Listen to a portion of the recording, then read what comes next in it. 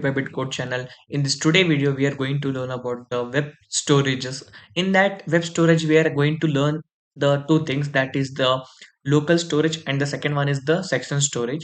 So what is the difference between the local storage and the section storage? We are going to learn about that briefly. In the previous video, we have seen that how to use the set timeout and set interval, and I have created the one of the login also, that 30 seconds it will wait, and it will be after 30 seconds we can click on the recent OTP and some other things we have seen. So previously if you are not aware with the local storage and the second storage and the clear interval and set timeout and set interval, so watch these tutorials, that will be helpful for you.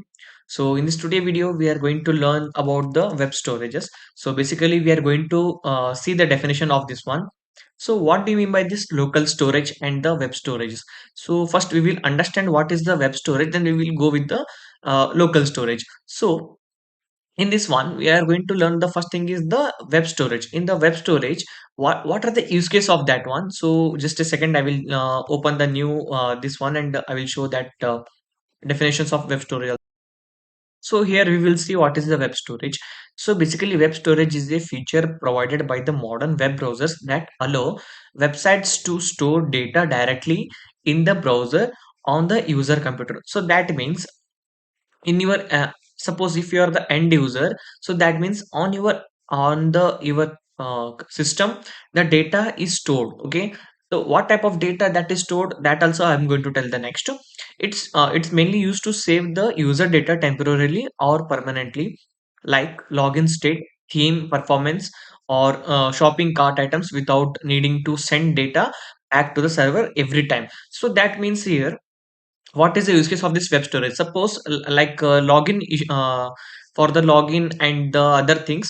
So what they will do, they will keep the data in your web storages. So what will happen in that one? So instead of calling the data from the server, so that will take little bit more time, so decrease those things. So what they have did, they have integrated the web storages. So by this web storages, what will happen in the day-to-day daytime? So it's faster access, no need to fetch from the server. In this line you can see it's faster access. Okay, faster access, no need to fetch from the server. Data stays even if the users reload the page. So that means whenever if the user, if he reloads the page, then it will not ask the login page once again. So that means it is storing the URL that currently in the what state you are. So suppose if you are in the dark mode, that it will be saved reload also, it is be in the dark mode only. And easy to use with the simple JavaScript. Okay, JavaScript, using the JavaScript, that makes little bit more simple, and that is the more easier to the and understand for the developers. Okay, more storage capacity than cookies. Okay, and there is on another concept called cookies that we will discuss later. Okay, but mainly here we will discuss about the local storage and the section storage, and the methods of the local storage and the section storage. So in this one, in the local storage and section storage, how much they are having the capacity to store the data. So they are usually, they will be having 5 to 10 MB, but in our browser you can see to 7 MB only. They have given up to 10 MB, but it will be not storing up to that. It will store max to max 7 to 8 MB only. Now we will come back to the web storage. Okay, in web storage already we have completed. Now we will see the about the local storage. In the local storage, so local storage is a web browser feature that lets websites store key value pairs like your setting, performance, or game process. Okay, you can read the definition and understand that I have clearly mentioned that what are the things it is going to happen. Okay, in this one typically it is stored into 5 to 10 MB for the data that doesn't need to be sent the server, means that are the same key points I have given again and again. So for that, so that you can understand, basically in this one the main thing is using the json.stringify and json.parse. So there are two things that that's the most important here in this case, that is going to be performed here. Now we will see the key characters.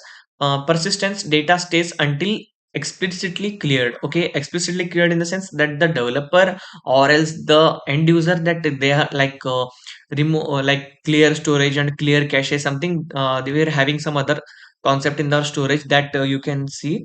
If you clear that storage and if you clear the cache, then automatically all the data will be removed. Okay, persistence data stays until explicitly cleared, unlike section storage which is cleared when the tabs are closed. So in this one, we are having two difference. Okay, so mainly there are two difference between the local storage and the section storage. So in the section local storage, what will happen in this one, the user need to be clear. Okay, we need to write one code, based on that only it is going to clear the local storage like storage. Okay, it is going to be clearing or deleting the data from the web storage when the user writes one particular code, then only it is going to be deleted from the local storage. But in the section storage, it is not like that. In the section storage, what will happen, if the user close the browser also, then also it is going to be deleted. But in this case, it is not going to delete the data. So that means local storage, it's acts like a permanent, but where the section storage, it's act as a like little bit part of time, like like if you close your browser, then automatically it is going to be deleted. So that is means it's acts like a particular section of time. So you can read the remaining definition and the other things. We will start with the code. Okay, we'll come back to this one. First, what I'm going to do, I'm going to create one local storage, and I'm going to store inside one variable. So const ls is equal to local storage. Okay, that's it. And then the first thing what we can do, I'm going to create the data. Okay, I'm going to create the data and I'm going to store in the form of uh, JSON. So JSON in the sense what it will be, the both the key and value in the form of a string. So if you won't write also, then also we need to convert. So for the first item that we are going to write, that is the setting item or else storing the item first. Okay, setting the item or else storing the item. The first thing we are going to learn, that is okay, ls dot, okay, ls dot set item or else okay, set item. In this set item, what we can do, okay, in this set item I'm going to create one user, so that the key will be this one and the value will be, okay,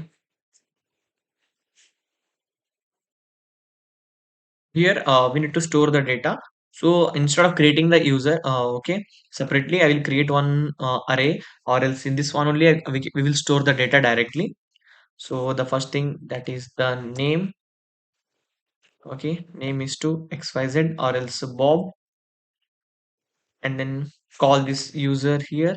So before calling this one, okay, I will do one thing, JSON dot stringify of user. Okay, and then I will save. After saving this one, I will go to the browser and I will open the application. Okay, in this one, you can see the data is stored as name and Bob. Okay, then how we can extract this one? Okay, how to extract this one? So for this one, we are extracting also, we are having one thing,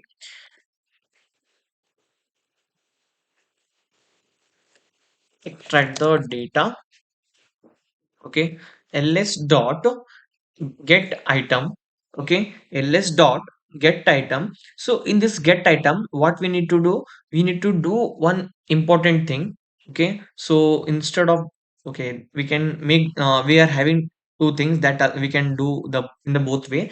I can and I will show you in the date console also. Let the user, okay, already user has been taken. Then okay, extract data. Okay, I will take all users. All user is equal to uh, ls dot, okay, that okay, ls dot also we can, okay, first I will convert this one, json dot parse.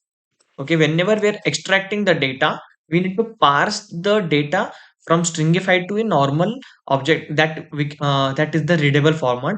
So json dot parse, after parse what we can do, ls dot get item, ls dot get item, in this one pass that user, okay, pass that user, that's it. And then console log of all user, and then save and go back to the browser. And you can see inside the console that data has been printing properly. Now in this case, if we don't write this json.parse, then what will happen, you will see once, then you will know understand that how the data is going to print and what's the difference between them. Now you can see that that was an object, but this is in json, okay, this is a json, but that was a object. So it is a not a readable format for the computer, like sharing the data.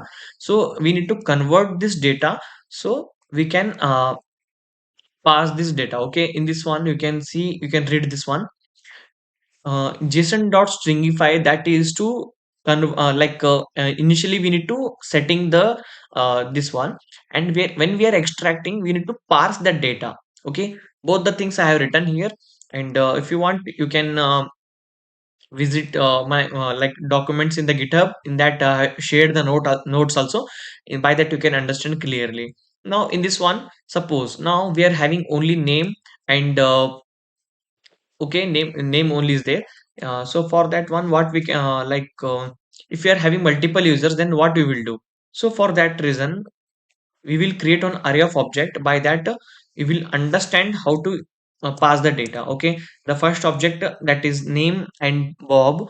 Okay, and the second object, okay, I will just paste the same thing, and I will pass different names, and I will pass comma, Alice, and Mary, or something else, whatever you want you can give for the examples I'm giving here. And if I save this one, and if I open the console, you can see the data is the whatever I'm having, I'm getting the same thing, array of object. Okay, now in this one I can pass the data, or I can extract the data also. So this is the one of the common thing we have seen. Now like suppose I'm having, in this one, okay, application, in this one I'm having one users also and user also.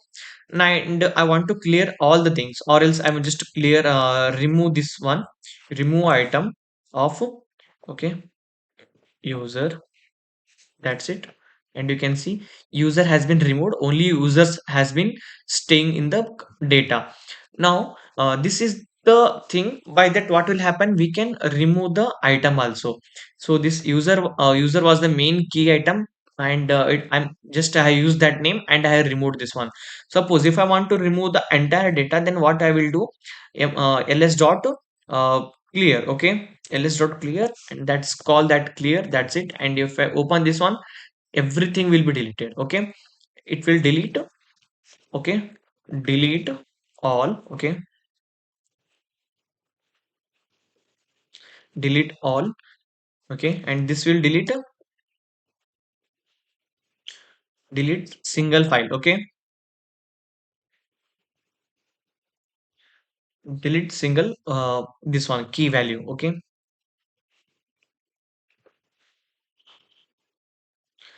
it's going to delete single key and value, and it's going to delete the entire data only. Now for example, where we are using this one in the real world example, that also I will tell. So this local storage is used by the Facebook. So in your uh, okay, in your mobile, yeah, everyone is using the Instagram and Facebook and the other thing. Now today I suppose if you have used your Facebook like 10 days back, and you are opening the Facebook now today, so that it will ask you password every day.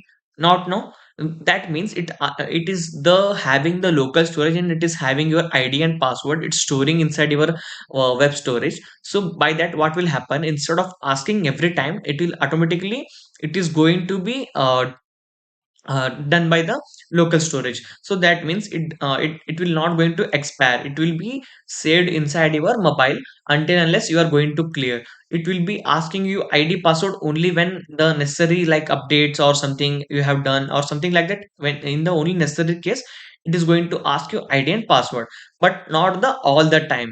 So you can open 5 to 10 times per day the Facebook app, but it will not ask you ID and password. But if you open the phone pay, at each and every opening, it is going to ask you the face lock or fingerprint or else the password it is going to ask.